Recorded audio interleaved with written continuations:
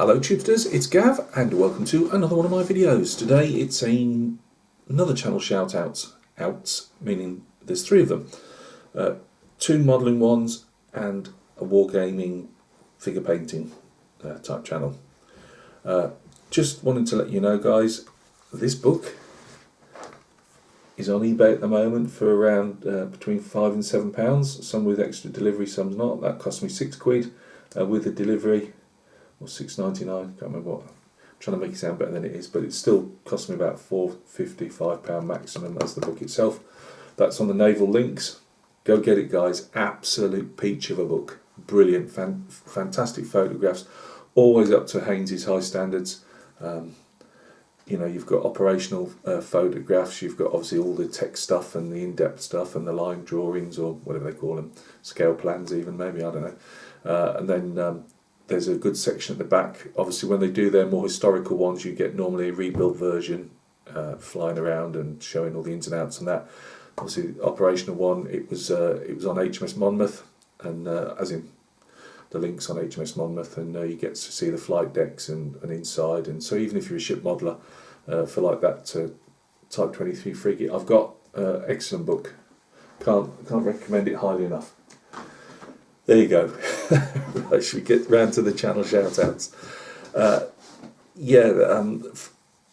one channel I've known for years, or it seems that way, off and on, and that's Mr. Warren Blanche, Warren even, of Strike Eagle Models.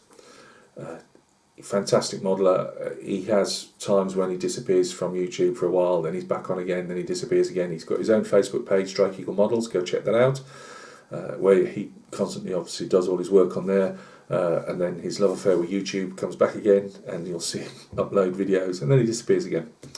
But when he's in the mood, he's a great bloke to follow, and he'll pop along and follow your work if he's interested in it. You know, he's never put a negative thing down. He's always positive, and I just like him. He's a decent bloke. You know, I love his work. He'll do the actual work in progress type stuff. I've always said at the moment I keep meaning to have a go. My painting ones are too long because I can't edit. The model ones I keep wanting to do, but then I struggle enough making my models without trying to think what I'm doing for you guys, and all, I don't know, maybe one day.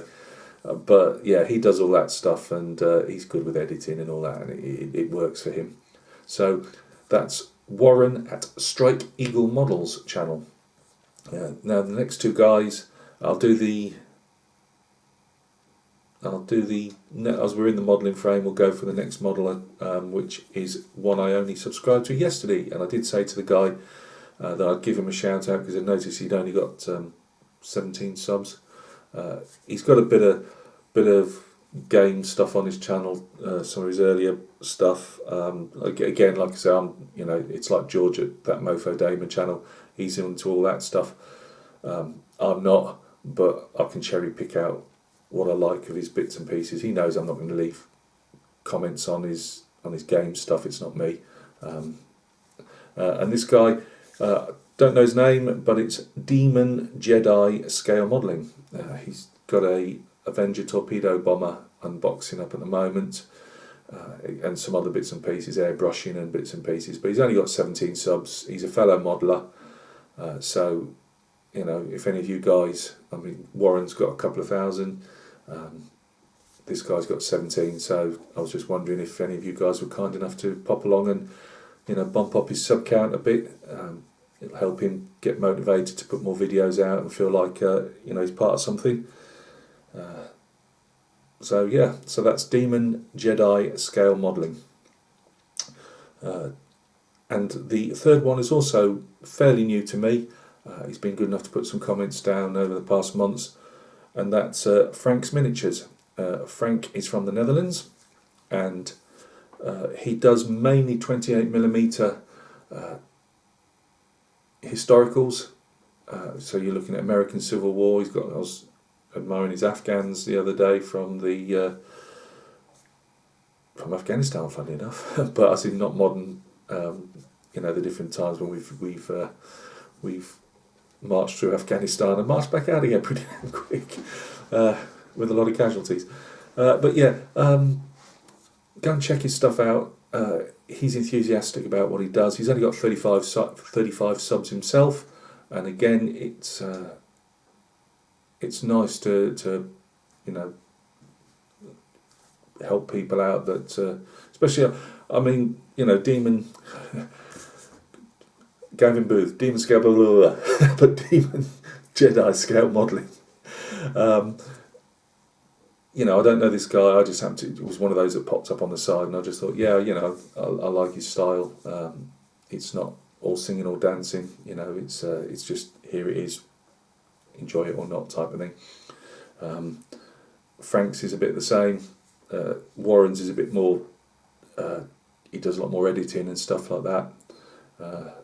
But you know, if you can, again, pop along. If it's not for you, it's not for you, but maybe stick a like on one of the videos if you don't mind. It all just helps these guys along, and you know, it's just helping people out. You know, trying to keep the group that we've got, you know, in the pond, just keeps going really. So you know, the more new blood comes in and stays, because there's always people that drop out. You know, they just suddenly decide YouTube's not for them, or you know, whatever their reasons are, they go walking off into the sunset. So it's always nice to see other people coming in and replace them. It just keeps the little modelling and painting universe turning. Things coming up on the channel. Thank you very much for the very kind comments on the bust. As I say, I'm really learning my way. I think I've done 1, 2. It's the 5th bust I've done. So you know, it really is a learning curve, and relearning sometimes, because the things you thought you were doing right, and then you suddenly look at some of the, like in that Kirill Kanaev book, I'm pointing there because it's on the seat next to me.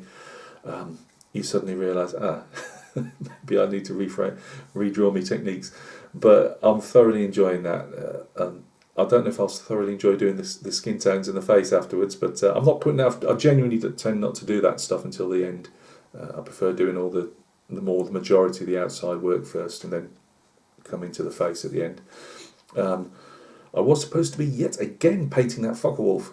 Now we've had a bit of a hiccup on the masking department there. The Focke-Wulf that I'm doing has got the armoured glass on the side. They give you different You get 2 versions with the armoured glass out of the 5, and the 5 with just the normal bubble top. I went with the armoured glass. Stuck it down with micro, whatever, crystal clear. And that was yesterday, and today came to start masking, and I thought, oh, my masking tape's moving. It wasn't. It was the armoured glass, and it just went woo, off the canopy. And the other side, I thought, if that one's gone, this one's bound to be. And I went like that, and it didn't need that much more effort to go the same way. Now either I haven't wiped the canopy down, which I didn't do with IPA or something like that. I really don't know what the issue was. However, it's done me a favour, because it hadn't gone completely clear. Now you could say, well, it hasn't gone off then, Gav, but I did that yesterday morning, and I would have thought more or less a full 24 hours or plus it would have gone see-through and gone hard. It wasn't the stuff behind because you stick the armour glass on Thank you. Who's that? That's my married Steve from I can't remember. Scale modelling tank guy. Steve, you know you are. Anyway, you couldn't see through. Sorry, you had to put the 2 Perspex pieces onto the Perspex bubble, and there was still like a film type of thing, and I was a bit disappointed in that. So we're not doing green 3 anymore. We're doing whatever the other 3 versions. I haven't decided yet, but we'll get round to that when we do it. So I spent an hour. I couldn't work out. First of all, I couldn't see, even with my readers on, I couldn't see the yellow masks to actually which ones went on where. You was trying to find them on the sheet for a start, and then putting them on. I couldn't work out why. I couldn't work out why there was a huge big centre part of the bubble missing, and I believe they just expected you to put some stuff over the top of that without the rest of the mask. I don't know. I'm not used to all this stuff, really, to be honest with you. A couple of canopies I've tried to mask myself with just Tamiya tape, so only I can, even I, you know, me again, stuff up pre-cut masks. But this isn't, I just took it to be one mask. I didn't expect it to be like about 5 little pieces to go around the edge. I just took one down and straight across. So I spent ages sticking that damn thing down. And I've just thought of something as well. I really do hope that I can actually use that canopy. Oh no, that's open. Oh no. I think I'm going to have to go back and check the other couple of spare canopies I've got, because I've got a nasty feeling if I'm not using the armoured glass it might be a different shape. Oh, no. Glad I thought of that though. Right, Ramble was supposed to be a shout out video, but yeah, so there will be a Focke-Wulf video coming up between now and Sunday. I probably won't get painting now till Saturday or Sunday. The bust, as I say, is carrying on in the background. You'll get another update when there's more to show on that. I've almost finished the first regiment of the commission of the Naps, 28mm front rank miniatures. Doing the faces today, painting the commander's horse and tack tomorrow. Then a varnish on the whole, all 40 plus of them, and then we've got basing. So it's still, you probably won't see that until the end of next week probably. But and the Gauls, of course, are just getting tiny bits, and it is tiny bits being done to them at the moment. And the 4 Vietnam figures as well. They'll get done when they get done. Right, guys. Short shout outs, big ramble at the end. Nothing changes. Guys, look after yourselves. Please, if you've got a spare minute, go over and check those guys out, and you know, just see if what they're doing is for you in your sphere type of thing. I'm sure they'd appreciate it, and if you do fancy giving them a sub, they'd really appreciate that.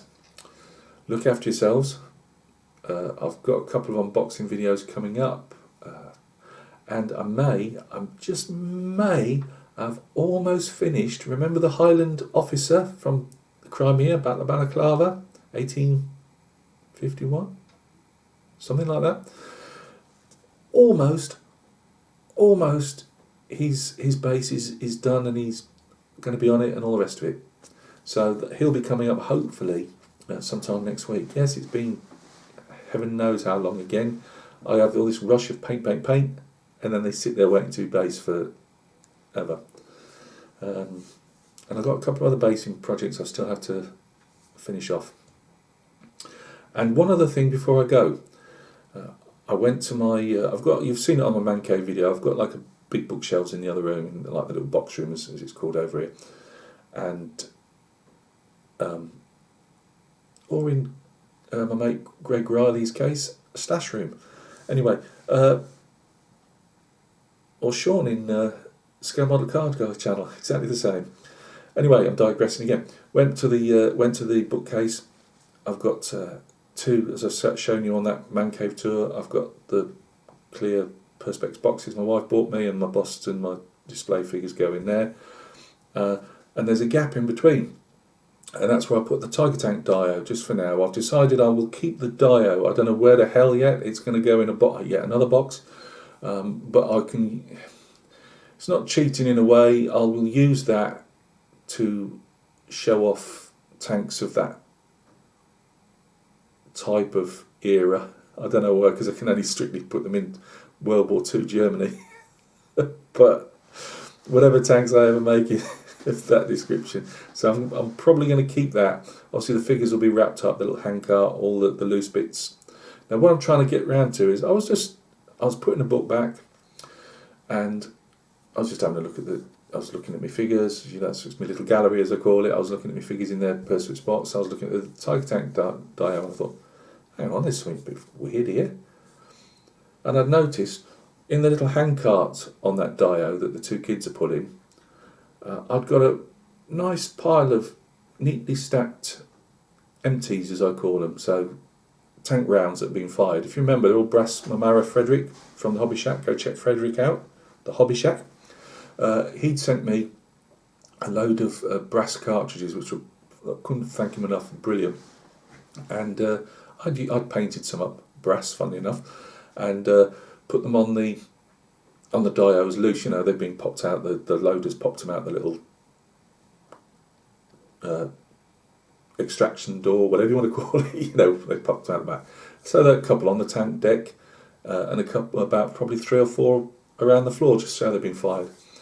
And they were, I mean, this was weak enough. This thing. It's got real brass. These are real brass, obviously, turned cartridge empties, and they're all piled up.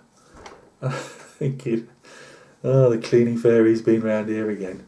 And my wife, bless her, had decided that they must have been from the hand cart, because it tips up. I only put it on literally. I didn't glue it to the figures. I literally just let it pivot. That's the word I might be after. Pivot up to their hands, you know, and stay there. But occasionally, it's only got the vibration of walking through the room or whatever, and it occasionally knock it up type of thing. She's obviously decided that all these, how she thought the 2 spent rounds on top of the tank deck, rear tank deck, had magically flown from there to the, I don't know. But bless her, she's been going round, picking them all up and putting them on, thinking she's knocked it off. And I ain't got the heart. I did tell her, I actually phoned her up at work, but I haven't got the heart to go and sprinkle them all over again, especially as I'm going to have to remove the tank, and I will break the Tiger tank up, remove the metal barrel and all that stuff. But yeah, just thought I'd say, cleaning fairy. Oh dear. Right. Keep your loved ones away from your dioramas, because they might not be exactly how you spent hours putting them together by the time the little cleaning fairies have been around. Look after yourselves, guys, and we'll catch each other very soon on another video.